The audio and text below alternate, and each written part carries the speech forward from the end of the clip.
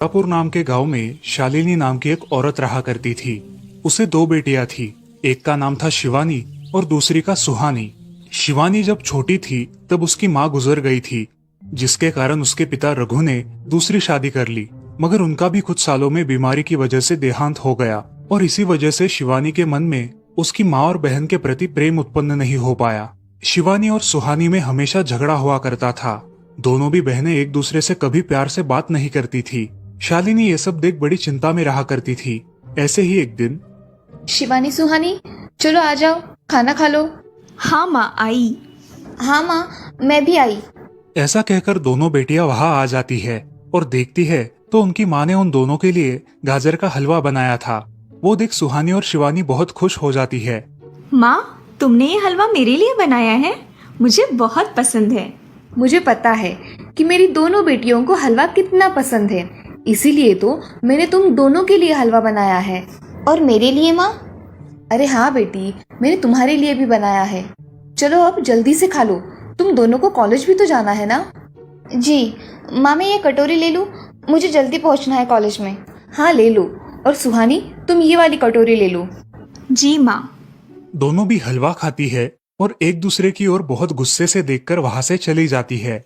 वो दोनों भी कॉलेज में एक साथ पढ़ा करती थी। फर्क सिर्फ इतना था कि शिवानी 3rd ईयर में थी और सुहानी 1st ईयर में। उन दोनों में 2 साल का अंतर था। फिर भी दोनों में हमेशा नोकझोंक हुआ करती थी, जैसे कि वो दोनों एक दूसरे की दुश्मन हो। ऐसे ही एक दिन, दीदी, मेरे कॉलेज की ट्रिप जाने वाली है। तुम्हारी भी ट्रिप जाने वाली है क्या? हाँ, मेरी भी जाने वाली है, मगर मेरा जाने का मन नहीं है। क्यों दीदी? क्योंकि वहाँ पे तुम हो। मुझे भी कोई शौक नहीं है तुम्हारे साथ आने का। मैंने ऐसे ही पूछ लिया। मैं जा रही हूँ। शिवानी और सुहानी एक दूसरे की ओर मुंह फेरकर वहां से चली जाती है। अगले दिन दोनों भी कॉलेज में जाती है। तब उनके टीचर उनसे पूछते हैं, शिवानी, तुम कॉलेज की ट्रिप में आने वाली हो? जी सर, मैं आने वाली हूँ। ठीक है, मैं तुम्हारा नाम लिखवा देता हूँ। जी सर। ऐसा बोलकर टीचर ट्रिप के लिए जाने वाले विद्यार्थियों की लिस्ट बना लेते हैं। घर आकर शिवानी और सुहानी ये बातें अपनी माँ को बताती है। सुहानी, शिवानी, तुम दोनों ट्रिप के लिए जा रही हो, मगर वहां जाके झगड़ा मत करना, नहीं तो ट्रिप पे जाने की कोई जरूरत नहीं है। नहीं माँ, हम झगड़ा नहीं करेंगे। हाँ माँ, हम झगड़ा नहीं करेंगे। तो फिर ठीक है, तुम दोनों जाओ। ये लो ट्रिप के लिए पैसे, और बाकी के ये तुम्हारे पास ही रखना। माँ, हम कल जाएंगे और 2 दिन के बाद वापस आएंगे। ठीक है, चलो अब सो जाते हैं, कल तुम दोनों को निकलना है। अब वो सब खाना खाकर सो जाती है। अगले ही दिन सुबह उठकर वो दोनों भी अपने अपने बस में बैठकर ट्रिप के लिए निकल जाती है और इधर शालिनी अपने काम में व्यस्त हो जाती है। ऐसे ही कुछ देर बाद शालिनी को शिवानी का फोन आता है। माँ, हम दोनों यहाँ ट्रिप की जगह पहुँच गए हैं। अच्छा बेटी, तुम दोनों ठीक हो ना? हाँ माँ, मैं रखती हूँ, हमें यहाँ अलग अलग स्पॉट देखने जाना है। ठीक है, और जब वक्त मिले तो फोन कर देना। हाँ माँ, अपना और सुहानी का ख्याल रखना। हाँ माँ। फोन रखने के बाद शिवानी और उसके क्लास के सारे दोस्त वहाँ की एक जगह देखने जाते हैं। सुहानी भी उसके क्लास के साथ एक दूसरी जगह देखने निकल जाती है। सारे बच्चे एक साथ घूमकर वापस आते हैं। शिवानी सुहानी को ढूंढती है, मगर सुहानी उसे कहीं दिखाई नहीं देती। इसीलिए शिवानी को बड़ी चिंता होने लगती है। अरे, ये सुहानी कहाँ रह गई? इसका तो कुछ भी पता नहीं, कहाँ ढूंढूं इसे? तभी शिवानी को सुहानी दिखाई देती है और उसके जान में जान आ जाती है। सुहानी, कहाँ गई थी तुम? मुझे कितनी चिंता लग गई थी तुम्हारी। अरे, मैं यहाँ ही थी मेरी सहेलियों के साथ, मुझे कुछ नहीं हुआ। ऐसा बोलकर सुहानी वहाँ से चली जाती है। दूसरे दिन सब लड़के लड़कियाँ जल्दी उठकर अपनी तैयारी कर लेते हैं और पहाड़ पर जाने के लिए निकलते हैं। वो सब आज थोड़ा घूमकर शाम तक निकलने वाले थे। सब विद्यार्थी एक हिल स्टेशन देखने चले जाते हैं। शाम होने तक उस पहाड़ी का मजा उठाते हैं, लेकिन सुहानी बिना किसी को बताए उस पहाड़ी के एक अनजान हिस्से में चली जाती है। वहाँ का मनमोहक दृश्य देखते देखते गलती से उसका पैर फिसल जाता है और वो वहाँ से नीचे गिर जाती है। शाम हो जाने के कारण सभी विद्यार्थी वहाँ से निकलने लगते हैं और यहाँ सुहानी एक पेड़ के सहारे उस पहाड़ी की चोटी पर लटकी रहती है। शिवानी सभी विद्यार्थियों में अपनी बहन को ढूंढती है, लेकिन वो उसे कहीं नहीं मिलती। सुहानी को ढूंढते ढूंढते शिवानी वापस उसी पहाड़ी के पास आती है और उसे आवाज लगाती है। सुहानी, सुहानी कहाँ हो तुम? दीदी मैं यहाँ हूँ, बचाओ मुझे, मैं यहाँ हूँ। सुहानी की आवाज की ओर जाते ही उसे पता चलता है कि सुहानी पहाड़ी पर लटकी है। ये सब देखकर शिवानी बहुत घबरा जाती है। शिवानी अपनी पूरी ताकत लगाकर उसे ऊपर खींच लेती है। तुम यहाँ क्यों आई थी? अगर तुम्हें कुछ हो जाता तो मैं क्या करती? माँ को क्या जवाब देती? दीदी मेरा पैर फिसल कर मैं वहाँ गिर गई। मैंने बहुत आवाज दी मगर मेरी आवाज किसी ने नहीं सुनी। तुम ढूंढती हुई आई और मुझे बचा लिया। तुम दुनिया की बेस्ट दीदी हो। हाँ सुहानी, चलो अब घर जाने के लिए देर हो जाएगी, बस निकल जाएगी। सुहानी को ऊपर खींचते वक्त शिवानी के हाथ पर बहुत सारे जख्म हो गए थे, इसीलिए सुहानी अपनी ओढ़नी फाड़कर उसके हाथ पे बांध देती है और अब वो दोनों बस के पास चले जाते हैं। क्या हुआ है शिवानी? हाथ से खून बह रहा है तुम्हारे? कुछ नहीं सर, मैं वहाँ पे गिर गई थी, अब मैं ठीक हूँ। टीचर और सारे छात्र गाड़ी में बैठकर घर जाने के लिए निकलते हैं। घर आने के बाद शिवानी सारी हकीकत अपनी माँ को बताती है और वो सब सुनकर माँ दोनों को गले लगाकर रोने लगती है। तुम दोनों एक दूसरे के साथ होते हो, इसीलिए मुझे कोई टेंशन नहीं रहता, मगर मेरी बच्चियों, खुद का भी ख्याल रखा करो। उस दिन के बाद दोनों सौतेली बहनों ने अपने बीच की सब नोकझोंक बंद कर दी और हंसी खुशी सगी बहनों की तरह रहने लगी। दोस्तों, इस कहानी से हमें ये सीख मिलती है कि हम सबको एक दूसरे के प्रति द्वेष की भावनाएं छोड़कर प्यार से रहना चाहिए। चंदनपुर नाम के गांव में चंपा नाम की एक औरत रहती थी। पति, 2 बच्चे और एक बेटी, ऐसा उनका पूरा परिवार था। उसका पति श्रीधर पोस्ट ऑफिस में जॉब करता था। उसके कमाई से ही घर चलता था।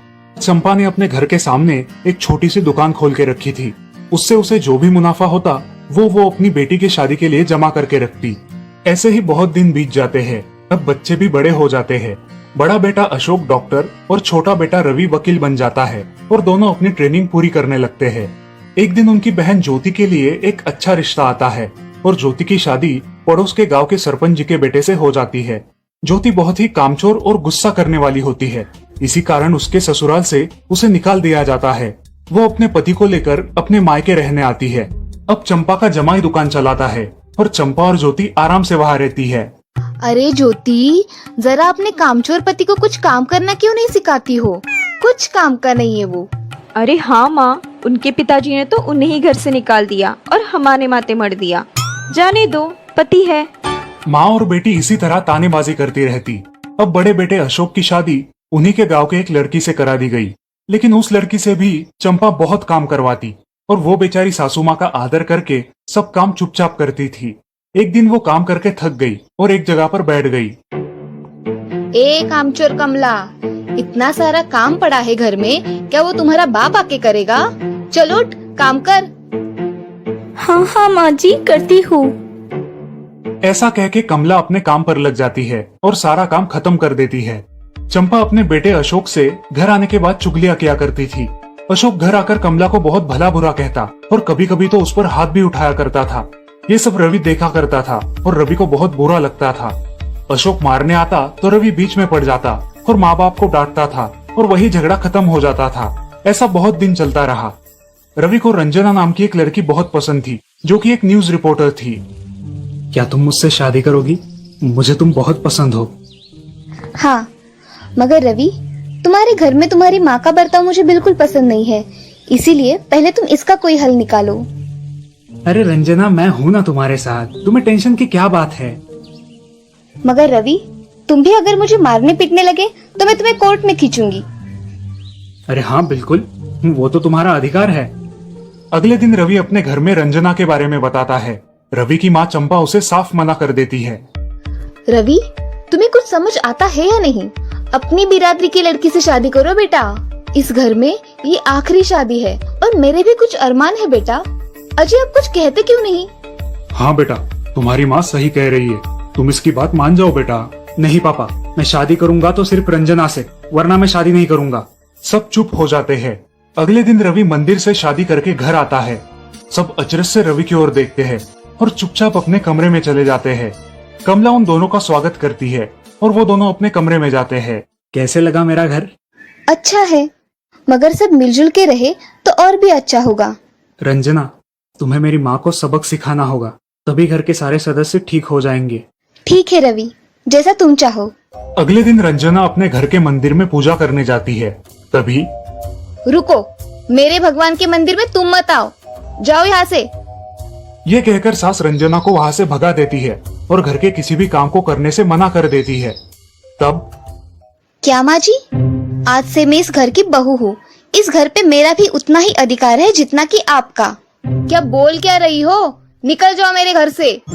खबरदार अगर हाथ भी लगाया तो। पता है ना, मैं न्यूज रिपोर्टर हूँ। रातों रात खबर छाप दूंगी और कोर्ट के चक्कर लगेंगे वो अलग, समझिए आप। सास चुपचाप देखने लगी और उसकी बेटी और ससुर भी देखते ही रह गए। रंजना ने कमला से कहा, दीदी मुझे आपसे काम है, आप मेरे कमरे में आइए। और हाँ, आज से खाना ज्योति दीदी आप बनाएंगी। अरे माँ, तुम कुछ बोल क्यों नहीं रही हो? ये मुझे काम करने को बोल रही है। अजय सुनते हो? चलो मेरी मदद करो। हाँ आता हूँ। ज्योति किचन का काम करने चली गई और सास बाहर का काम करने लगी। रंजना कमला को लेकर अपने कमरे में गई और उससे कहा, कमला दीदी, आप कुछ कहती क्यों नहीं? आप चुपचाप सह लेती हो, उसका ये नतीजा है। अब देखो दीदी कैसे काम कर रही है। आप कुछ काम करती थी क्या शादी के पहले? नहीं रंजना, मगर अब घर से ही अपना खुद का कुछ व्यवसाय शुरू करने का सोच रही हूँ। बहुत अच्छे दीदी, अब आप किसी से मत डरिए, हम हैं आपके साथ। सच में किसी के साथ होने का कितना महत्व होता है। अब उसकी सासू माँ ही घर के सारे काम करने लगी थी और ज्योति को काम करवाने की वजह से ज्योति भी अपने ससुराल जाने की सोच रही थी। अजी, यहाँ तो काम वाली से भी ज्यादा बुरी हालत हमारी हो गई है। चलो हम हमारे घर चलते हैं, सब है हमारे यहाँ। अरे रे, आप कहाँ चली? अभी भी काम बाकी है।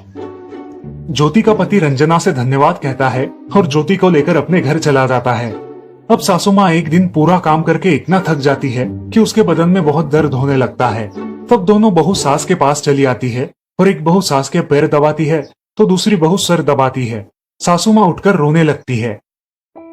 मुझे माफ कर दो मेरी बेटियों, अब से कभी ये गलती नहीं होगी। सास को उसके किए पर पछतावा होता है और ये देखकर घर के सभी सदस्य बहुत खुश हो जाते हैं। रवि और रंजना भी बहुत खुश होते हैं। वाह बहू, जो आज तक नहीं हुआ वो तुमने करके दिखाया।